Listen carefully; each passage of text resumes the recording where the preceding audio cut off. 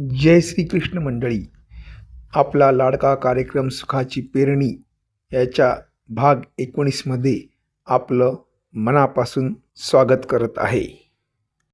मित्रांनो, भाग 14 मध्ये आपण पाहिलं की आपल्या ठिकाणी असलेला रजगुण आणि त्याच्यामुळे उत्पन्न झालेली वासना, अभिलाष तसेच क्रोध या गोष्टी आपल्याला दुःखाची पेरणी करण्यासाठी कशा कारणीभूत आहे हे आपण समजून घेतलं होतं.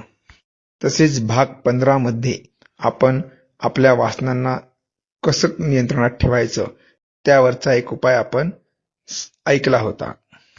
आणि 16व्या भागामध्ये मनावर नियंत्रण ठेवण्यासाठी त्याला कुठे गुंतवायचं, त्याचा कसा वापर करायचा हे आपण समजून घेतलं होतं. आजच्या या भागामध्ये आपण याविषयी थोडं सविस्तर जाणून घेणार आहोत. श्रीमद भगवद्गीतेच्या 3व्या अध्यायातील श्लोक क्रमांक 42 मध्ये देव सांगतात, इंद्रियाणी पराण्याहुर इंद्रियभ्यः परम मनः मनस्सस्तु परा बुद्धीर यो बुद्ध्य परतस्तु सह.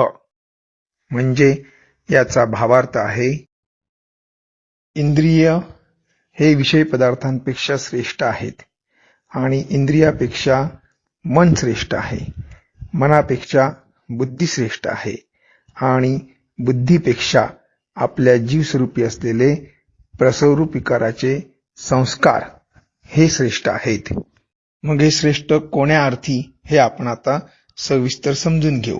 आपल्या इंद्रियांचा आणि त्या पदार्थांचा योग आला, पण जर त्या इंद्रियांच्या ठिकाणी काही सामर्थ्य नसेल तर त्या पदार्थांचा योग येऊन सुद्धा काही फरक पडणार नाही. कारण पदार्थ समोर असून सुद्धा इंद्रिय त्यांचा भोग घेऊ शकत नाहीत. त्यामुळे अशा वेळेला ते इंद्रिय विकृतच नाहीत. म्हणून विषय पदार्थांपेक्षा इंद्रिय श्रेष्ठ म्हटली आहेत. जसे त्वचा हे आपले स्पर्शेंद्रिय आहे. त्या त्वचेला कोमल स्पर्श वस्तूचा स्पर्श झाला असता त्याला सुख येते, पण ती त्वचा जर का आपण काही उपायाने किंवा काही कारणाने तिचं सामर्थ्य प्रतिबंधित केलं असेल तर त्या त्वचेला आपण कोणताही प्रकारचा स्पर्श केला तर त्याला त्याचं ज्ञान होत नाही, ते इंद्रिय विकृत नाहीत. म्हणजे उदाहरणार्थ, जर समजा शरीराच्या एखाद्या भागावर ॲनेस्थेशिया दिली, म्हणजे गुंगी दिली, तर त्या भागावरती काहीही केलं, काही मारलं, काही कोमल स्पर्श केला तर आपल्याला तो जाणवत नाही. कारण तिथलं जे सामर्थ्य आहे ते काही काळासाठी प्रतिबंधलेलं आहे.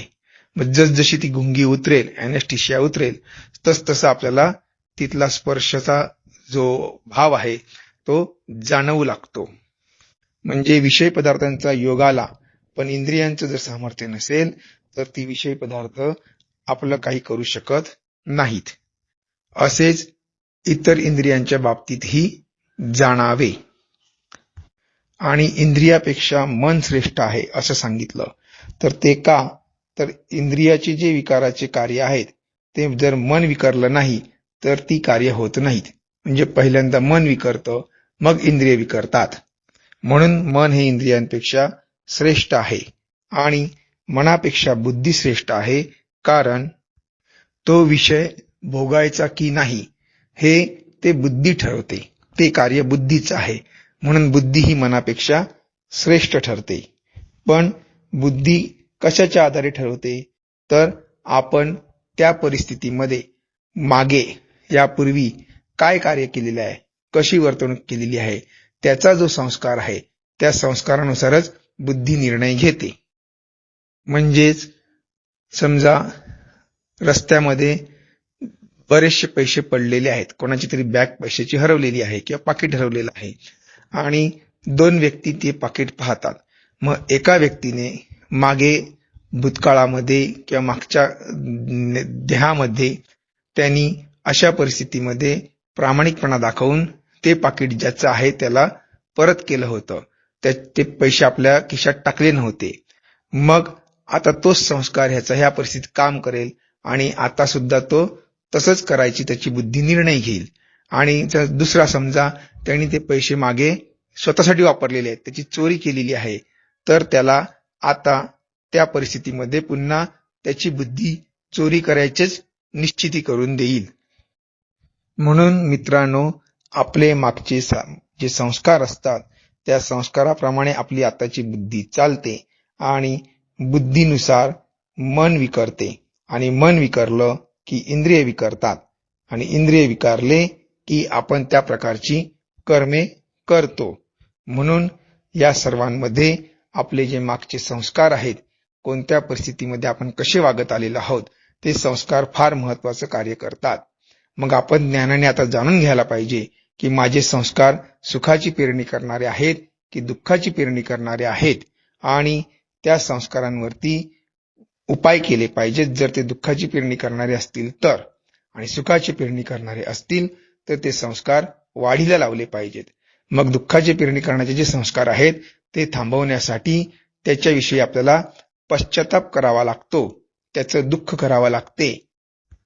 आणि हा पश्चाताप, हे दुःख, हे आपण सातत्याने जर करत राहिलो आणि ते दुःख त्या परमेश्वर माऊलीला जर पुरलं तर आपले हे संस्कार बदलून जाऊ शकतात आणि आपल्याला जी ही दुःखाची पेरणी करणारे जे अभिलाष निर्माण होतात, ज्या वासना निर्माण होतात, त्या वासनांरूपी शत्रूला आपण जिंकू शकतो आणि सुखाची पेरणी करू शकतो. मग एखाद्याला एखाद्या गोष्टीचं व्यसन असते, ते व्यसन सोडवण्यासाठी सुद्धा त्यांनी पहिल्यांदा हे स्वीकारलं पाहिजे की हे व्यसन म्हणजे दुःखाची पेरणी आहे. जर त्याला मला व्यसन लागले आहे हे मान्यच नसेल तर तो पूर्ण मळलेला आहे. त्या व्यसनाला तो व्यसन समजत नसेल तर तो त्याच्यातून कधीही सुटू शकत नाही. त्याची सुटण्याची इच्छा असायला हवी. अशी इच्छा असेल तर योग्य व्यक्तीच्या मार्गदर्शनाखाली त्यांच्या संगतीत राहून तो अशा प्रकारे आपले संस्कार बदली करून घेऊन आपली बुद्धी आणि मन हे तो पालटू शकतो आणि त्याच्यातून सुटू शकतो. तर मंडळी, आपले स्वतःचे संस्कार ओळखा आणि आपल्याला लागलेल्या व्यसनातून स्वतःची योग्य पद्धतीने सुटका करून घ्या. या भागामध्ये इतकं बोलून इथेच थांबतो. मंडळी, आत्तापर्यंत आपण सुखाच्या पेरणीचे अनेक भाग ऐकून हे गूढ ज्ञान ऐकलं, पण आता प्रश्न तुमच्यासाठी आहे. हे गुह्य ज्ञान तुम्हाला पुढेही असंच ऐकत राहायचं आहे का? कमेंटमध्ये नक्की कळवा, कारण यानंतरचे 2 भाग होतील, परंतु त्या पुढील भाग हे करायचे की नाही करायचे हे तुमच्या प्रतिसादावरतीच ठरणार आहे. तर मंडळी, तोपर्यंत जय श्री कृष्ण. काळजी घ्या.